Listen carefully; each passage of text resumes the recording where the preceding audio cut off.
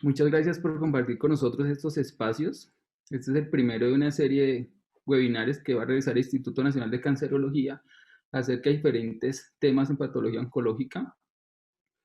En la noche de hoy, el grupo de cirugía de cabeza y cuello y el grupo de radiología del instituto, queremos invitarlos a este en especial, en el cual vamos a hablar del manejo endovascular, de las lesiones y de los vasos sanguíneos en los pacientes que tienen patología oncológica, sobre todo para estos tumores avanzados que en cabeza y cuello generan tanto problema para nosotros, con grandes sangrados y grandes alteraciones pues, de su condición clínica. Para estos pacientes, afortunadamente, tenemos hoy en día la participación activa del grupo de radiología para ayudarnos a hacer el control hemodinámico, pues el control de esa hemostasia que muchas veces nos generaban grandes pérdidas sanguíneas y muerte en los pacientes. Eh, para este evento tenemos convitado al doctor Julián Beltrán, radiólogo y médico de la Universidad Nacional, radiólogo, neuroradiólogo del CILAC de Zaragoza, España, y neuroradiólogo intervencionista del Hospital General de Cataluña de Barcelona. Compañero de nosotros del Instituto Nacional de Cancerología y experto en el tema que les queremos presentar. Le doy la bienvenida al doctor Julián para que esté con ustedes y posterior a esto haremos una serie de preguntas y las que no alcancemos a hacer por el tiempo las podremos realizar a través del correo que les daré próximamente. Julián, bienvenido. Bueno, muchísimas gracias, Andrei. Es un inmenso placer estar con ustedes en este espacio académico. Hoy quiero compartirles la experiencia acumulada del Instituto Nacional de Cancerología en el manejo de alteraciones vasculares de pacientes con patología oncológica de cabeza y cuello. Esta charla está dividida en estos puntos, una parte inicial sobre algunas generalidades y cuál es el impacto que tiene esta serie de enfermedades en el panorama oncológico, qué hallazgos se pueden encontrar del compromiso por los tumores de cabeza y cuello sobre las estructuras vasculares cervicales, cómo se hace la evaluación prequirúrgica de la perfusión cerebral como medida de seguridad en los pacientes que van a ser llevados a resecciones amplias de tumores de cabeza y cuello, cómo se manejan en el Instituto las urgencias vasculares relacionadas con patología oncológica y un pequeño apartado de qué se hace cuando hay tumores, particularmente de cabeza y cuello, y coexisten con alteraciones neurovasculares independientes de la condición oncológica del paciente. Tengo que decir que pues las neoplasias de cabeza y cuello tienen muchos subsitios y cuando se toman en forma aislada, ninguno de esos subsitios es una entidad importante. Sin embargo, cuando se toman en conjunto, las neoplasias de cabeza y cuello son un importante segmento de los pacientes oncológicos. En general, el cáncer es una entidad que viene en ascenso y es una situación que pues no va a cambiar, y particularmente en cabeza y cuello la mortalidad ronda el 50%. Existen muchos factores pronósticos relacionados en todos y cada uno de ellos con la forma en la que en este momento entendemos el cáncer. Algunos de nosotros nos formamos con un concepto del cáncer como una enfermedad que tenía tres condiciones: un crecimiento desordenado, la capacidad de desarrollar vasos sanguíneos por sí misma, pues por parte de la lesión, y la capacidad muy cercana a esta de invasión vascular y de creación vascular de extenderse a tejidos distantes. Sin embargo, el cáncer en este momento es entendido como una serie de alteraciones de múltiples frentes y en cada uno hay trabajos que están dando aportes para las diferentes intervenciones. Entonces, pues en este momento el cáncer se entiende como una entidad en la que hay una proliferación sostenida con una evasión de los diferentes supresores de crecimiento, que además pueden hacer una especie de camuflaje hacia el sistema inmunológico, con lo cual no es atacado por este. Tienen un potencial que no se entendía muy bien de división celular casi que indefinido, que es lo que define la inmortalidad celular en cáncer. Promueven la inflamación y con la promoción de la inflamación pues generan una serie de alteraciones o favorecen crecimientos en ciertos sitios. Obviamente la capacidad de invasión y de extensión metastásica que en la mitad, que es el responsable, perdón, del 90% de las muertes de pacientes con cáncer, la inducción vascular, en tiempos de la medicina personalizada, esto es muy importante porque pues cada una de las mutaciones define subgrupos tumorales con potenciales intervenciones específicas para ello. El cáncer también es una entidad que resiste a los mecanismos de muerte celular programada y pues adicionalmente tiene una forma de metabolismo particular que es el de la glicólisis aerobia, y también hay trabajos alrededor de esto. Ya puntualmente en cáncer de cabeza y cuello, pues los factores más importantes terminan siendo pues, los relacionados con la estadificación de la enfermedad al momento del diagnóstico, particularmente el T, es decir, el volumen tumoral local, y se ha trabajado y se sabe cada vez más que esto que era considerado como un factor de riesgo de recaída temprana, pues es un factor pronóstico y se tiene en cuenta en ciertos tumores en el momento de la estadificación, que es la extensión extraganglionar. También como factor pronóstico en cabeza y cuello, favorable está en las personas que, pues estos son pacientes que sufren de infección por virus del papiloma humano, del Epstein-Barr, que se consideran como un factor de buen pronóstico. El volumen tumoral y la hipoxia, que es diferente a la isquemia tumoral, como factores de pronóstico negativo. Los perfiles moleculares, como ya más o menos lo comenté respecto a la inestabilidad genómica. Y un factor muy importante en el pronóstico de los pacientes es la calidad y la oportunidad del tratamiento, entendida como la interrelación de diferentes especialidades con sus múltiples aportes para la recuperación, para el tratamiento y para la rehabilitación del paciente que sufre de una entidad oncológica en cabeza y cuello. Como les decía, aisladamente estos tumores no son importantes, pero en conjunto la situación es muy diferente. Cuando se tienen en cuenta los tumores de cabeza y cuello de una estirpe histológica diferente a los primarios tiroideos, podemos estar hablando que en el mundo pues están entre los 10 primeros lugares, y en conjunto con, con los carcinomas de tiroides la situación es incluso superior a la incidencia de cáncer de próstata anualmente.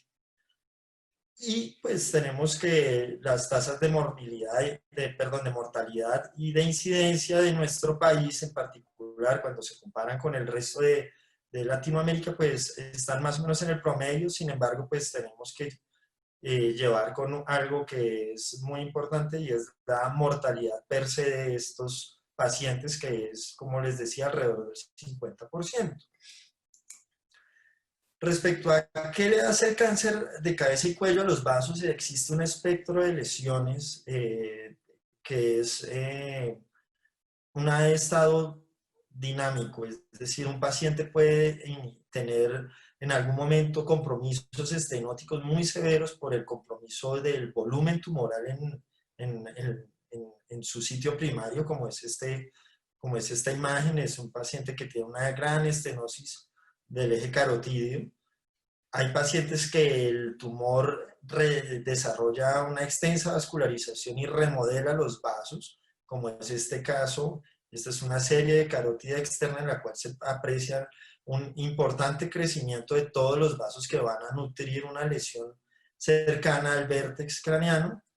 Y hay patrones que son mixtos, como este paciente que tiene zonas de estenosis relacionadas con su tratamiento después de haber quedado curado con cáncer, y áreas de dilatación por vulnerabilidad de la pared vascular. Hay que tener en cuenta que todos tienen inmersos en mayor o menor medida cambios de neoangiogénesis. Esta es una imagen de un retinoblastoma, en el cual pues, ustedes pueden apreciar pues, una zona de realce tumoral relacionada con esa particularidad de los tumores de crear vasos sanguíneos por sí mismos. Otros ejemplos, esta es una zona de estenosis extensa del eje carotidio del lado derecho, relacionada con una lesión clival, que en este caso era un meningioma, un patrón de remodelamiento vascular con un crecimiento de las arterias, de múltiples arterias en un paciente que tenía varias lesiones, una lesión de eje orbitario y pues una lesión hipervascular en la bifurcación carotidia, que era un paraganglioma carotidio. O patrones mixtos, como este caso de una extensa destrucción de la pared vascular por un compromiso locorregional extenso de una neoplasia de cabeza y cuello, en el cual hay áreas de estenosis con alternancia de zonas de marcada dilatación por la destrucción de la pared vascular, sumado a lo que está inmerso en todos y cada uno de ellos, que son fenómenos de neoangiogénesis, como en este otro ejemplo. Estos pacientes, como ya les decía, tienen como factor pronóstico fundamental el volumen tumoral local, y muchas veces ese volumen tumoral local es el que hace que un paciente no sea quirúrgico por la invasión de estructuras adyacentes que son vitales. Por ejemplo, particularmente la extensión prevertebral y, como en casi todos los tumores en otras localizaciones, el compromiso vascular. Pero hay que entender que el compromiso vascular en cabeza y cuello no es per se una condición de irresecabilidad, porque es más importante la funcionalidad vascular que en sí mismo el compromiso del tumor sobre la estructura afectada del eje carotidio o del sistema vértebro-basilar. Entonces, para eso, los pacientes que tienen volúmenes tumorales considerables o que tienen una localización muy cercana, particularmente al eje carotidio, deben ser llevados a una evaluación prequirúrgica de cómo es su perfusión cerebral y cómo toleraría el sacrificio vascular de una estructura que está comprometida por un tumor. Entonces, cuando se hace algún test de tolerancia o algún test de funcional vascular, como les decía, en aquellos pacientes en los que su tratamiento implica un sacrificio del eje vascular afectado, o aquellos pacientes que por solamente procedimiento tienen un riesgo inherente de una lesión vascular intraquirúrgica. Esos pacientes es ideal llevarlos con una evaluación. Típicamente el más frecuente es el test de oclusión arterial, pero a veces hay que hacer test venosos o incluso pues en patología neuroquirúrgica, test farmacológicos como el test de WADA o test con otro tipo de medicamentos. ¿Y qué es lo que uno busca realmente? Pues establecer si existe una adecuada perfusión cerebral. Entonces tenemos, por ejemplo, este paciente en el cual existe una irrigación a través de tanto la carótida interna como de la arteria vertebral en el sitio que hemos ocluido. Se ha ocluido la carótida del lado derecho y tiene una perfusión adecuada desde el lado izquierdo. Este es un test exitoso, toleró la oclusión. Este paciente puede ser llevado a una resección quirúrgica mayor con un bajo riesgo de complicaciones neurovasculares por el sacrificio vascular. En tanto que este paciente, por ejemplo, tiene una perfusión asimétrica. Ustedes pueden apreciar que tanto que el realce de esta zona del cerebro es mucho más intenso, ya está incluso algunas de estructuras venosas, pues con medio de contraste en este lado apenas está haciendo el ingreso hacia el lecho arterial, el medio de contraste. Este es un test que es fallido para la tolerancia a la oclusión. Ya en las series la situación es más o menos de este estilo. Acá pues ustedes pueden apreciar que tanto el parenquima cerebeloso como el parenquima cerebral tienen un realce similar en los mismos tiempos, en un caso en el cual la compensación se realizó desde el eje vertebrovascular. En tanto, este paciente del test fallido, ustedes aprecian cómo existe la franca asimetría particularmente en la fase venosa de la arteriografía. Entonces, eso es lo que se hace habitualmente en el instituto para llevar a un paciente con un mayor rango de seguridad a una resección quirúrgica mayor. ¿Qué urgencias vasculares tenemos en los pacientes con neoplasias de cabeza y cuello? Pues básicamente uno puede hacer un enfoque simplista del asunto, definiendo como complicaciones hemorrágicas o isquémicas por su presentación, pero la urgencia vascular del paciente con cabeza y cuello tiene que ir siempre de la mano de cuál es su enfermedad oncológica y en qué etapa de la enfermedad oncológica se encuentra. Es decir, si es una enfermedad oncológica activa de reciente diagnóstico, que típicamente son pacientes que llegan con urgencias vasculares por tumores de un amplio volumen, que hace que los tratamientos en estos pacientes pues tengan que compensarse con el pronóstico que tienen. Si ese paciente, por el contrario, ya está diagnosticado, está en tratamiento activo y es durante el tratamiento activo que desarrolla una urgencia vascular, o si es una paciente con una enfermedad oncológica controlada, en el cual lo que vamos a encontrar son, pues, lastimosamente los efectos secundarios a largo plazo pues, de la enfermedad oncológica y su tratamiento. Como les decía, se pueden dividir en un enfoque simplista entre hemorrágicas e isquémicas. A veces se presentan con las dos, que son pues, unos estados clínicos muy difíciles de tratar. Y básicamente en las hemorrágicas, pues tenemos pues, los sangrados tumorales, que tienen varios orígenes, o una urgencia de paciente con enfermedad oncológica controlada, que es el estallido carotídeo, o la lesión intraquirúrgica. En las complicaciones isquémicas, pues tenemos básicamente la insuficiencia vascular arterial y con su manifestación como un infarto cerebral o como alteraciones visuales, pero en este momento, respecto a las urgencias isquémicas, hay que hacer una evaluación adecuada sobre la viabilidad técnica, teniendo en cuenta que en este momento existen tratamientos endovasculares del ictus isquémico, y hacer el balance contra en qué se encuentra ese paciente con enfermedad oncológica, porque un paciente con una enfermedad oncológica avanzada que desarrolla una alteración isquémica y que no puede recibir un tratamiento oncoespecífico, ese no es un buen paciente para hacerle una revascularización con una trombectomía mecánica, por ejemplo. Volviendo al tema de las complicaciones hemorrágicas, que suelen ser más frecuentes por el compromiso locorregional de las neoplasias de cabeza y cuello, tenemos dos opciones: o reconstruir el vaso con una serie de beneficios y de complicaciones, o la forma más usual de tratamiento de la complicación hemorrágica, que es la técnica deconstructiva, es decir, la exclusión vascular del vaso que está afectado.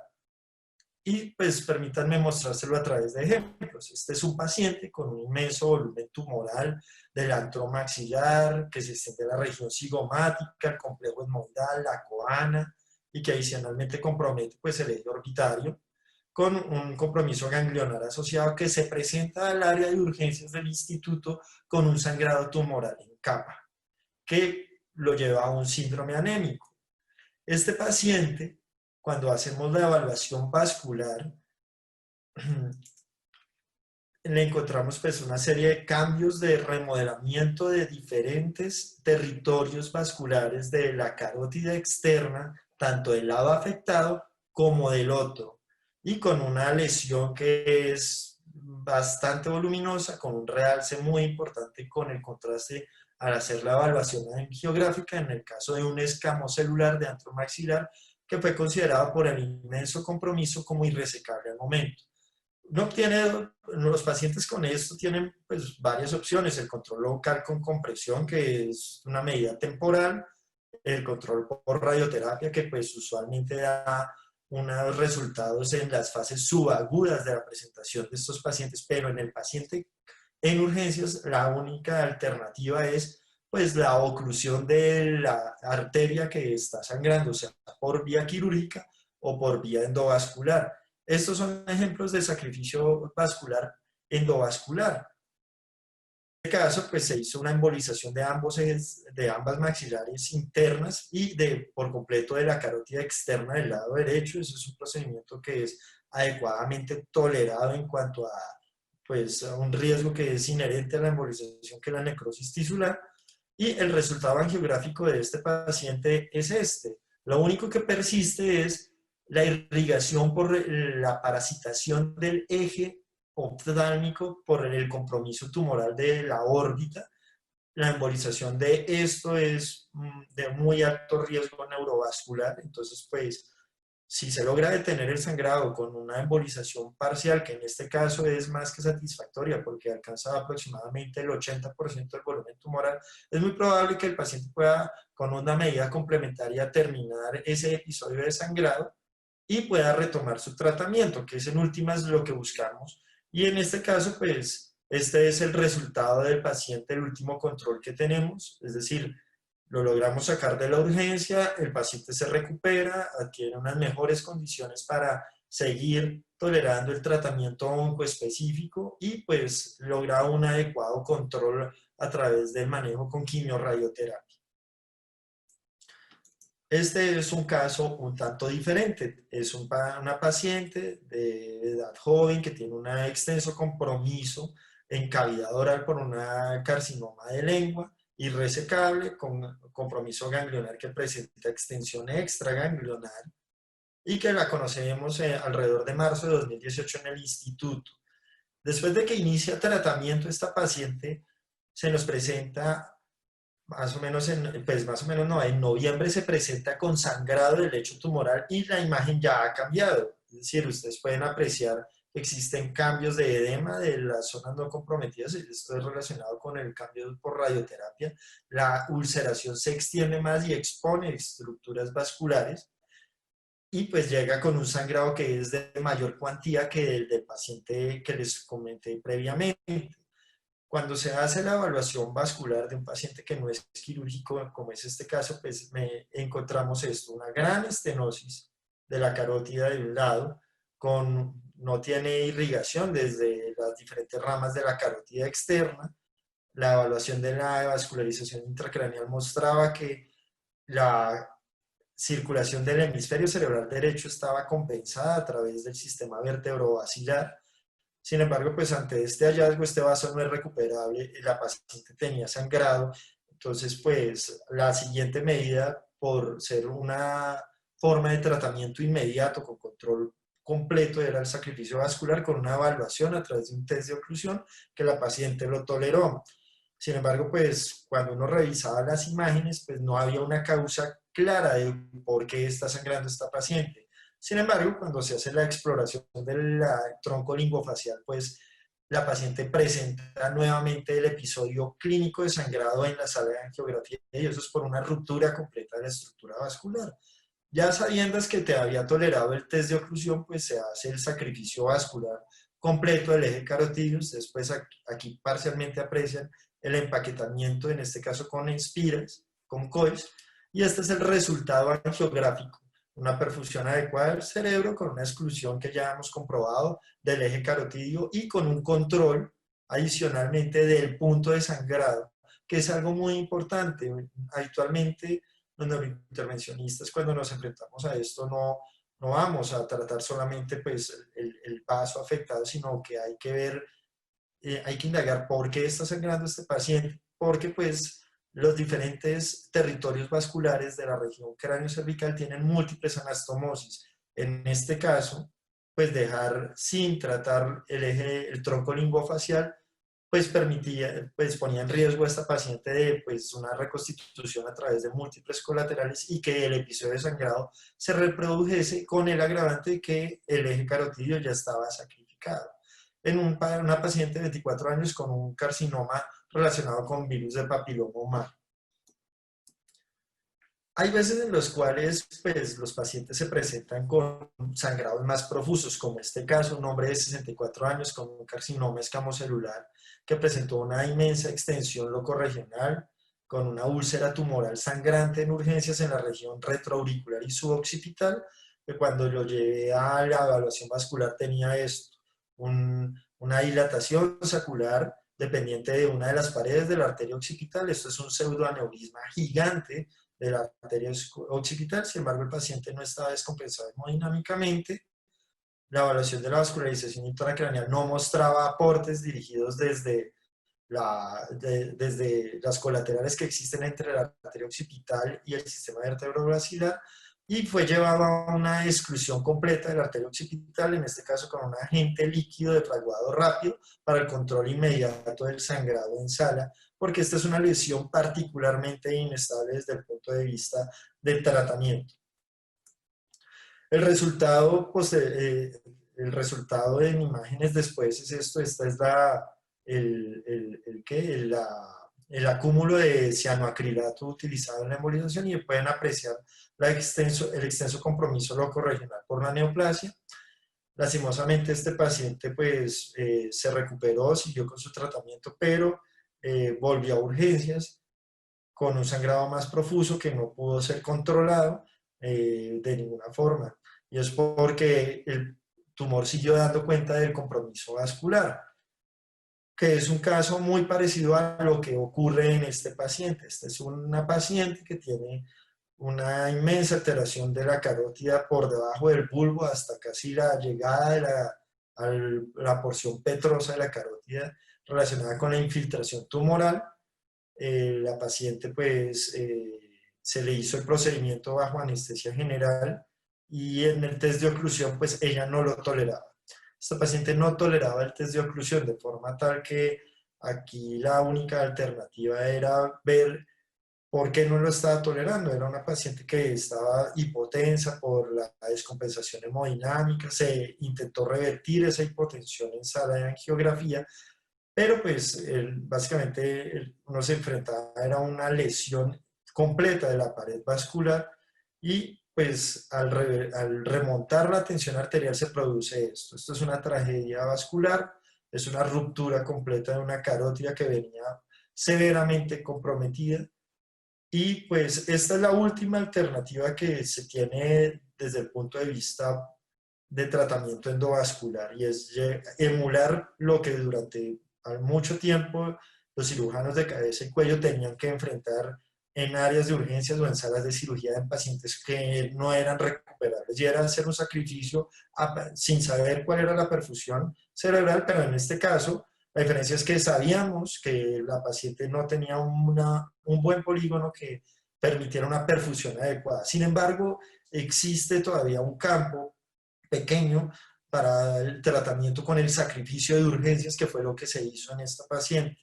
Finalmente ella se envió a a unidad de cuidado crítico para pues reposo neurológico, pero pues el pronóstico de estos pacientes es realmente muy malo, y finalmente este es un caso de mortalidad asociado a pues la alteración vascular por el tumor en sí mismo. Tenemos otros casos en los cuales los pacientes se presentan ya después de haber sido tratados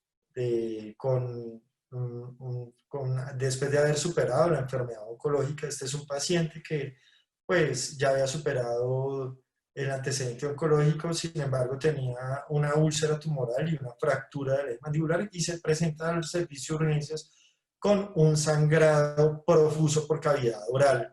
Esta es una de las reconstrucciones que se logró hacer con el estudio de ingreso, en el que pues estaba pues la asimetría del lado afectado con la fractura patológica, en un caso de un paciente con un carcinoma adenoide quístico inicialmente diagnosticado en 1990, que recibió múltiples tratamientos porque pues siguió la historia natural de las recaídas locorregionales del carcinoma adenoide quístico. Llegó con un antecedente además de pues una fístula orocutánea crónica desde el año 2017, y esto es lo que se encuentra en sala.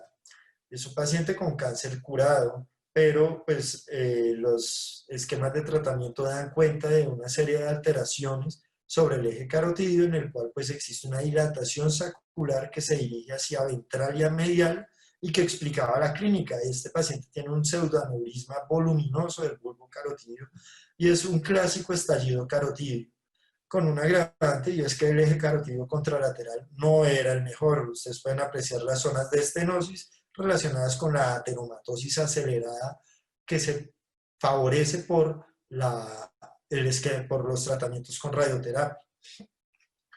Le hacemos un test de oclusión en el instituto, en el cual el paciente afortunadamente lo toleró.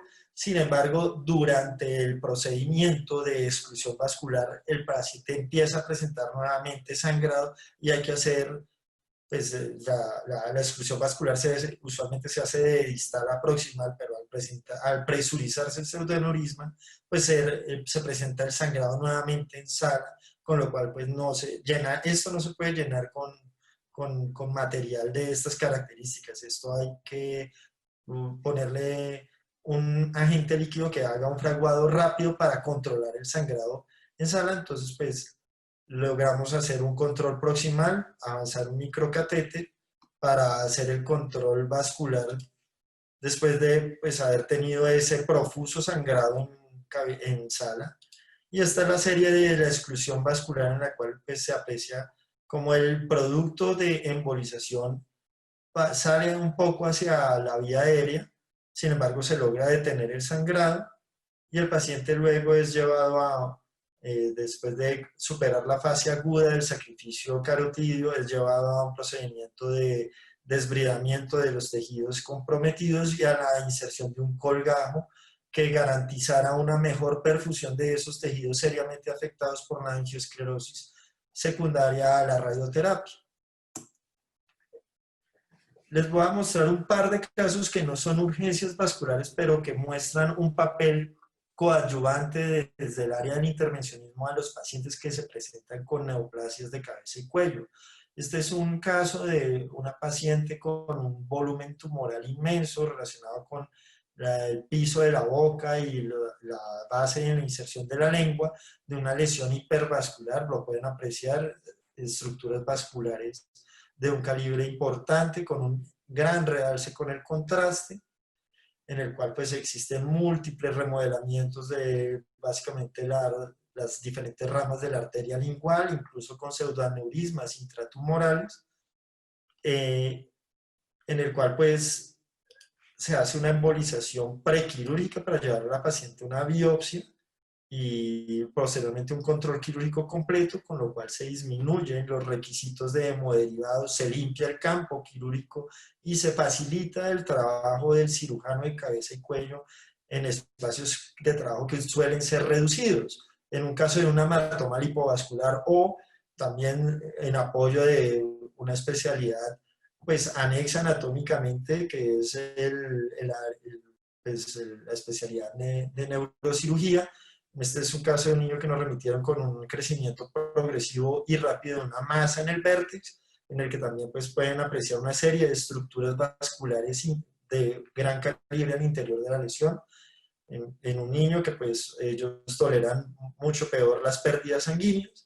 Estas son las series de evaluación angiográfica en las que se apreciaban los cambios de remodelamiento vascular, pero afortunadamente en las series intracraneales no habían aportes viales ni había un compromiso significativo sobre los sistemas venosos. Se logra hacer una embolización, una exclusión casi completa de la lesión y una biopsia en sala, con una embolización adicional del trayecto y una embolización directa por punción tumoral a través del sitio de la punción de la biopsia, en un caso que fue llevado posteriormente a una resección quirúrgica y que terminó siendo una hiperplasia endotelial. Entonces, ¿cuándo se emboliza? Típicamente en lesiones hipervasculares como las que les acabo de mostrar. El nasoangiofibroma juvenil es un terreno clásico de embolización prequirúrgica, los paragangliomas cervicales, los hemangioblastomas, los meningiomas, y dejo este abierto en otros porque el paciente oncológico no es, las indicaciones no son estáticas. Hay pacientes que pues se tienen que discutir entre las diferentes especialidades para definir qué se puede o no se puede hacer en un caso en específico. Y hay embolización prequirúrgica en lesiones pseudotumorales, de las cuales a veces tenemos casos en el instituto, típicamente hablando de malformaciones vasculares o de fístulas arteriovenosas traumáticas que por volumen, por alteraciones de volumen en el sitio de compromiso, pues llegan al instituto con la sospecha de compromiso tumoral. Este es el caso de una niña con una malformación venosa un flebolito acá que ustedes pueden apreciar, en el cual a través de una punción directa se hace el manejo endovascular de este paciente en un caso que no era quirúrgico, como manejo coadyuvante pues de la especialidad de cirugía de cabeza y cuello. ¿Qué puedo decirles de cáncer y patología neurovascular? Pues que a veces el cáncer modifica la forma en la que uno trata patología neurovascular y a veces es la patología neurovascular la que modifica cómo se va a hacer el enfoque del cáncer. Y hay pacientes que, como les mostré el estallido carotídeo, que es un ejemplo característico, tienen patologías neurovasculares que son relacionadas con la enfermedad oncológica y su tratamiento. Entonces aquí las historias son un poco más importantes para llegar a un adecuado diagnóstico y a un adecuado manejo. Les presento un caso de una paciente con un carcinoma escamocelular de trígono retromolar. Fue manejada quirúrgicamente, complemento con quimiorradioterapia. Posteriormente presentó una trombosis espontánea de carótida primitiva que no dejó secuelas neurovasculares inmediatas. Hace una sinusitis invasiva que requirió un manejo con una dermoidectomía y una esfenectomía, acto quirúrgico durante el que aprecian que hay exposición de la arteria carótida hacia el seno comprometido por el proceso inflamatorio. Estas son las imágenes, la sinusitis que terminó siendo fúngica y un realce de las paredes vasculares de una carótida que se excluyó ella solita. Aquí se aprecia la oclusión crónica sin recanalización, pero pues no habían defectos de perfusión del parenquima en estas imágenes de tomografía de cuello. Sin embargo, pues durante la hospitalización la paciente presentó una serie de alteraciones clínicas con hemiplegia, es llevada a imagen de tomografía y existe una inmensa hemorragia subaracnoidea, incluso con extensión intravascular y con un hematoma intraparenquimatoso asociado en la ínsula del lado derecho. Esta paciente, pues, ante la clínica y los hallazgos por imagen, pues, nos solicitaron la evaluación vascular. Esta es la serie de tronco brachiocefálico que comprobaba que no había una recanalización y que hubiera sido patología embólica.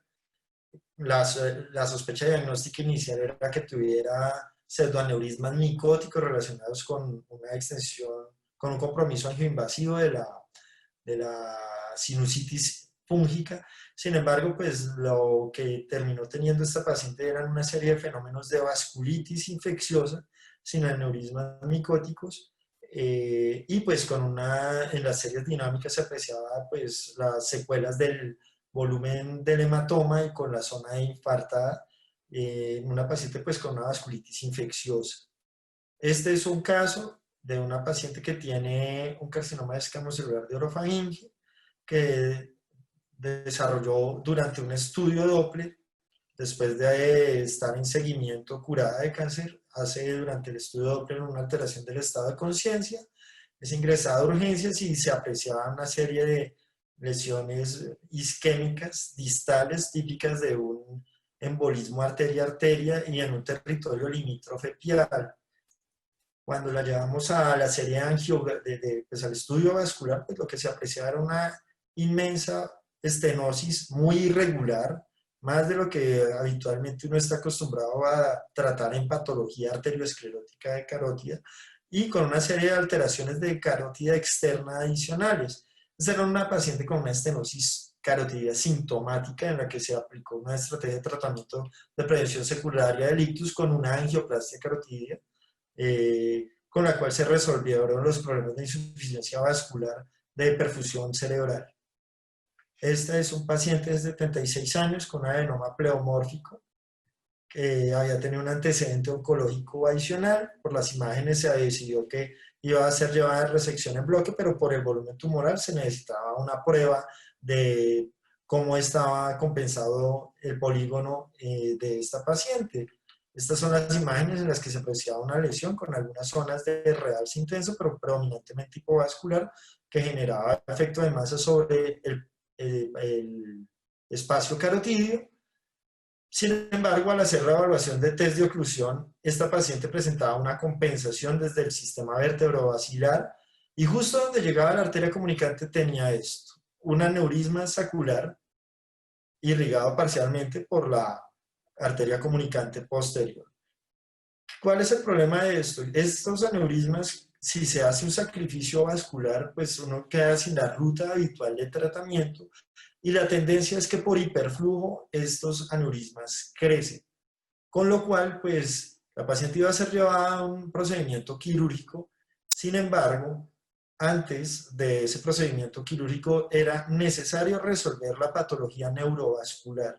Entonces, este es un caso en el cual la patología neurovascular modificaba los tiempos de tratamiento de la patología oncológica. Se le hizo una embolización satisfactoria del aneurisma. Esta es una serie de comprobación de cómo quedó el aneurisma después de la embolización con una serie desde la vertebral del lado izquierdo con una compresión adicional del eje carotidio derecho para que hubiese un reflujo adecuado hacia lo que se suponía que iba a ser el patrón circulatorio de esta paciente si iba a ser llevada a un procedimiento quirúrgico y se sacrificaba el eje carotidio de ese lado. Como conclusiones, ya para terminar, pues repito el mensaje inicial, las entidades neoplásicas vienen en un ascenso sostenido y eso no va a cambiar, con lo cual nos enfrentaremos cada vez más a pacientes de estas características. Como conjunto, las neoplasias de cabeza y cuello terminan siendo un segmento muy importante de patología oncológica en términos generales, con una morbimortalidad impresionante.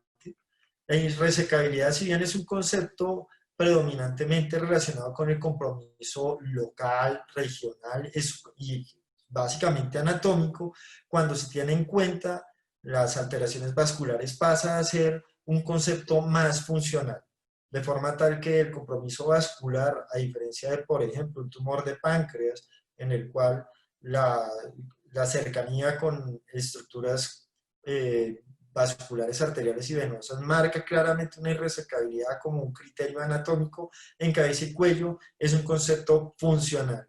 Es decir, puede tener grandes compromisos vasculares, pero si tolera una prueba de oclusión, ese paciente es potencialmente quirúrgico. Las enfermedades oncológicas como su tratamiento son responsables de una serie de complicaciones sobre los ejes carotídeos y el sistema vertebrovascular con diferentes manifestaciones, sean isquémicas por arteriosclerosis acelerada o sean hemorrágicas como en el caso de un estallido carotídeo. Y cuando uno tiene las dos entidades, alteraciones neurovasculares y alteraciones neoplásicas de cabeza y cuello, hay que ver cómo una y otra modifican sus tratamientos para que no se pierda la ventana de tratamiento oncológico, pero en particular no se haga más difícil un eventual tratamiento de compromisos neurovasculares. Esta es parte de la bibliografía que tuve presente para la presente exposición. Y pues recuerden que el cáncer como entidad es dinámica, tiene múltiples frentes de estudio y probablemente todos los clínicos involucrados en el tratamiento de estos pacientes tenemos algo que aportar en cada uno de estos aspectos. Nuevamente, muchísimas gracias por la invitación y quedo abierto a las preguntas que tengan para formular. Bueno, muchas gracias al doctor Julián Beltrán, neuroradiólogo intervencionista del Instituto Nacional de Cancerología, por su charla. Damos un espacio abierto pues para las preguntas. Veo que hay algunas escritas y otras que quieren levantar la mano y comentar. Creo que vamos a empezar con las escritas y después continuaremos con las que nos vayan formulando. Entonces, el doctor Martín Zapata agradece su charla y pregunta acerca de, en implantes de catéteres yugulares ascendentes para microdiálisis en pacientes neurocríticos, ¿qué aplicabilidad tiene sobre los pacientes como complicaciones tumorales en sistema nervioso central? Pues yo no tengo experiencia en catéteres yugulares ascendentes, tengo que ser honesto en eso, entonces pues no tengo una respuesta clara al respecto de si este tipo de catéter tiene alguna aplicabilidad en el paciente oncológico específicamente. Otra pregunta. ¿Alguna experiencia con Onyx para lesiones muy vascularizadas como nasoangiofibromas? Respecto a los materiales que se utilizan en la embolización de lesiones hipervasculares en cabeza y cuello, existen preferencias. Sin embargo, pues hay algunos parámetros básicos. Por ejemplo, el uso de COILS en embolización de lechos tumorales como manejo prequirúrgico, pues no es el más adecuado. Yo soy yo tengo amplia experiencia en manejo tanto con agentes líquidos como con agentes particulados, hemosferas y partículas. Algunos grupos quirúrgicos prefieren la embolización con Onyx en pacientes con nasoangiofibromas o con paragangliomas cervicales porque refieren que los encapsula mejor y que les favorece, y por ese encapsulamiento o por el cambio de textura de la lesión, favorece su exéresis quirúrgica. Sin embargo, la escogencia del material en últimas depende tanto de las preferencias, las disponibilidades y particularmente de los hallazgos, porque hay algunos pacientes que, por ejemplo, en una angiofibroma desarrollan múltiples colaterales que no son anatómicas, es decir, no son las típicas colaterales a través de los forámenes de la base de cráneo que comunican carótida interna con externa, sino que hacen parasitaciones extensas de la vascularización pial. Probablemente embolizar a ese paciente con un agente de fraguado rápido, así sea proximal, pues va a lograr reducir la vascularización de ese tumor, en tanto que una gente que tenga un fraguado un poco más lento, pues eventualmente puede migrar en forma inesperada, pues y con el consecuente riesgo de un infarto por embolización accidental a territorio pial. Entonces, pues el Onyx se usa, está plenamente establecido, pero sin que sea dogmático, tengo que decir es que es básicamente el aspecto de la lesión en el momento de la angiografía la que le termina diciendo a uno cuál es el mejor material para utilizar. Bueno, aquí tenemos una pregunta del doctor Anderson Osma. Teniendo en cuenta que la disminución de la perfusión tumoral puede disminuir el efecto de la radioterapia, ¿qué tanto pudiera afectar un procedimiento endovascular de oclusión para tratamiento de sangrado tumoral la radioterapia concomitante con quimioterapia en un paciente con carcinoma escamocelular de cabeza y cuello localmente avanzado? Pues lo primero que hay que decir es que cuando se tratan pacientes oncológicos y se presentan con urgencias hemorrágicas, hay que recuperarlos porque la anemia es un factor pronóstico de desenlace negativo en los pacientes que son llevados a esquemas de quimio-radioterapia como manejo específico de su tumor. Si bien en otras áreas está plenamente establecido que no ejercen un efecto competitivo la embolización con el complemento con el tratamiento con radioterapia, pues aquí la premisa es que si el paciente tiene un sangrado tumoral profuso y por culpa de ese sangrado tumoral su expectativa de vida se acorta, adquiere una morbilidad adicional y eventualmente llega a unos parámetros de clínicos y paraclínicos que lo hacen intratable, pues el paciente pues no se hizo nada con él. Hasta donde tengo entendido, el problema de la radioterapia con las neoplasias de cabeza, pues con las neoplasias es básicamente aquellas que son muy necróticas, porque en esos lechos necróticos, pues la la radioterapia es muchísimo menos efectiva, pero vuelvo y hago énfasis en lo que decía al principio. Primero hay que tener un paciente para poder llevarlo a un tratamiento que tiene una morbimortalidad adicional. Ok. Aquí el doctor David Alfonso Vargas está levantando la mano, entonces le vamos a permitir que haga la pregunta directamente él.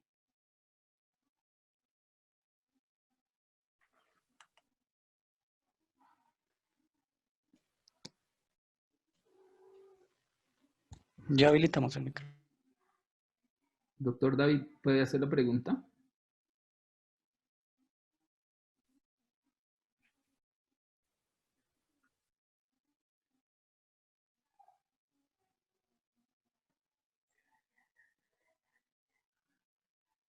No, no sé qué pasó, no lo ha podido hacer. Entonces, el doctor Ismael Hernández, cirujano de cabeza y cuello, pregunta, ¿hay alguna experiencia de quimioterapia intraarterial en tumores voluminosos de cabeza y cuello?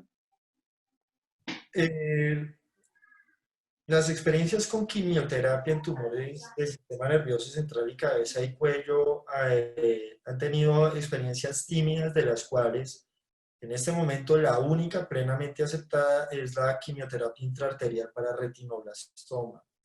Las quimioterapias intraarteriales basadas en platinos para tumores de cabeza y cuello finalmente no tenían un beneficio significativo respecto a al tratamiento habitual por parte del oncólogo de estos pacientes, más allá de pronto de reducir un poco la aparición de algunos síntomas, perdón, de algunos efectos adversos como pues, alteraciones de agudeza visual y de serostomía, pero básicamente esas alteraciones que pues para algunos pues pueden considerarse como una complicación pues, relativamente menor, no justificaban el uso de agentes de quimioterapia intraarterial en estos pacientes. Sin embargo, esa es una situación que probablemente va a cambiar en virtud a lo que les mostraba de cómo se enfoca el cáncer en este momento. ¿Por qué? Pues porque al haber tantos frentes de tratamiento, muy probablemente alguno de esos frentes de tratamiento se beneficie más de una infusión o de una aplicación del medicamento para que adquiera unos niveles al interior del lecho tumoral mayores que los de una distribución homogénea en el lecho vascular y en el espacio intersticial, que es lo que habitualmente ocurre pues, con cualquier fármaco. Entonces, si bien no hay resultados halagadores en cuanto a una indicación plenamente establecida diferente a la del retinoblastoma, esa situación probablemente va a cambiar. Sí, en esto quiero añadir que uno quisiera hacer como se hace en la perfusión de las extremidades en los sarcomas, que uno logra en estos tumores hacer una perfusión aislada de la mitad del cuello, pues con la carótida y la yugular interna y por ahí lograr colocar la quimioterapia, como usted dice, pero bueno, Finalmente ya lo algún que, día llegaremos a eso. finalmente lo que se busca es una concentración mayor para que el efecto sea local y no tenga los adversos de la distribución sistémica. Sin embargo, en cabeza y cuello, eso no ha quedado plenamente establecido. Lo que cada vez uno sí ve es que se procura no tener estos pacientes con complicaciones hemorrágicas, sino que si se sabe que un paciente va a ser llevado a un tratamiento no quirúrgico de quimiorradioterapia con unos agentes sensibilizantes a la radioterapia y que se espera que tenga una respuesta exuberante, pues ese es un paciente que tiene un riesgo muy alto por la necrosis tumoral acelerada relacionada con el tratamiento de hacer exposición vascular y llegar con una urgencia. Hay experiencias que ya no son tan tímidas de hacer, por ejemplo, particularmente en tronco lingofacial, en pacientes que no son resecables, una embolización previa al tratamiento, pues para evitar eso, que se presente un paciente a sala de urgencias con un sangrado que lo pone en riesgo y que más bien pues ya con su vaso excluido, que siga con su tratamiento y pues no tenga esa eventualidad. Ok, tenemos dos preguntas yo creo que para finalizar. La primera es, ¿qué tiempo recomienda de espera para llevar un paciente a un procedimiento quirúrgico después de una embolización? Pues hay formas de medir la respuesta al tratamiento endovascular en términos quirúrgicos. A mi modo de ver, a mi juicio, y con la que más me identifico yo es con la reducción de la morbimortalidad relacionada con el sangrado intraquirúrgico y con los requerimientos de hemoderivados. Eso se logra desde el momento mismo de la embolización, pero su efecto máximo es alrededor del día séptimo a décimo, cuando ya pues, los requerimientos de hemoderivados por una politransfusión, por sangrado del lecho tumoral, se ha visto que se reducen.